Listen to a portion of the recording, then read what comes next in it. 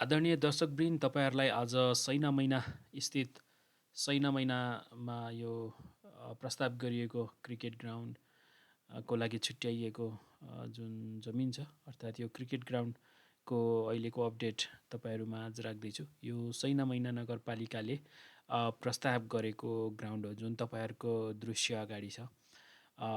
Ground एकदमै यो चाहिँ फिजिबल ठाउँमा, एकदमै राम्रो ठाउँमा अवस्थित रहेको पाइन्छ। यो पूर्व पश्चिम महेन्द्र हाइवेबाट पनि 5-8 किलोमिटरको डिस्टेन्समा होला भने यहाँबाट चाहिँ तपाईँको यो ग्राउन्डको वरिपरि चारैतिर कालोपत्रे सडक रहेको छ।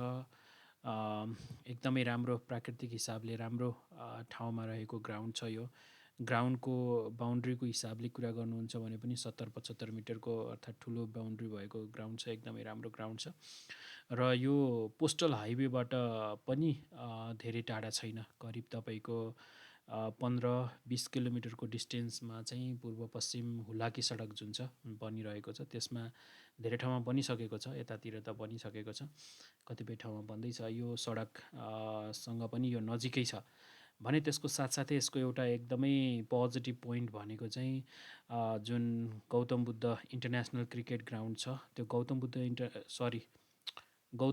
इन्टरनेसनल एयरपोर्ट जुन छ, त्यो गौतम बुद्ध इन्टरनेसनल एयरपोर्टबाट पनि यो ग्राउन्ड चाहिँ राम्रो ठाउँमा छ।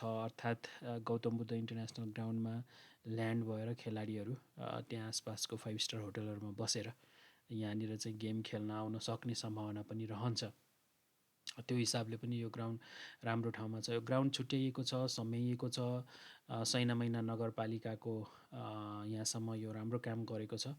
अब यसलाई चाहिँ अहिलेसम्म त्यति राम्रोसँग युज गरेको पाइँदैन। अब अहिले नै यसमा स्ट्रक्चर बन्छ बन्दैन, डेफिनेटली अब नगरपालिकाले मात्रै नभएर गभर्मेन्टको पनि सहकार्य चाहिएला। अब कहिलेसम्म बन्छ, तर जबसम्म यसमा स्ट्रक्चरहरू बन्छ त्यसपछि मात्रै प्रयोगमा ल्याउने भन्दा पनि यसलाई चाहिँ रेगुलर खेलको लागि योग्य बनाइराख्ने, खेलहरू भइराख्ने हो भनेपछि चाहिँ एउटा राम्रो काम चाहिँ हुन्थ्यो होला।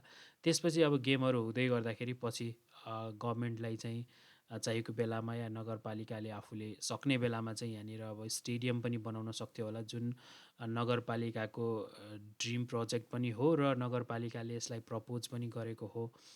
भनेपछि यसलाई चाहिँ रेगुलर युजको लागि, क्रिकेट खेलाडीहरूको विकासको लागि, जुन ग्रामीण स्तरमा क्रिकेट खेलाडीहरूको विकासको लागि चाहिँ प्रयोग गर्ने, खेलाडीहरू उत्पादन गर्नको लागि चाहिँ प्रयोग गर्ने र आवश्यक परेको बेलामा र सक्षम या बनाउन सक्षम हुने बेलामा चाहिँ क्रिकेट ग्राउन्ड पनि बनाउन सक्नको लागि चाहिँ बनाउन सकिने ठाउँमा र फिजिबल ठाउँमा रहेको छ यो। र आज तपाईँहरूलाई यही सैनामैना क्रिकेट ग्राउन्डबाट चाहिँ सैनामैनामा जुन यो नगरपालिकाले प्रस्ताव गरेको ठाउँ छ, त्यो भिडियो तपाईँहरूमा आज राख्ने जमर्को गरेको छु। तपाईँहरूलाई यो ग्राउन्ड चाहिँ कस्तो लाग्यो प्रतिक्रिया दिनुहोला। ग्राउन्डको हिसाबले, ग्राउन्डको बााउन्ड्रीको हिसाबले पनि राम्रो छ र रोडहरूबाट राम्रो कनेक्टेड छ। तपाईँले देख्न सक्नुहुन्छ हुलाकी सडकबाट पनि नजिकै छ। पूर्व पश्चिम हाइवे जुन छ त्यसमासँग पनि नजिकै छ र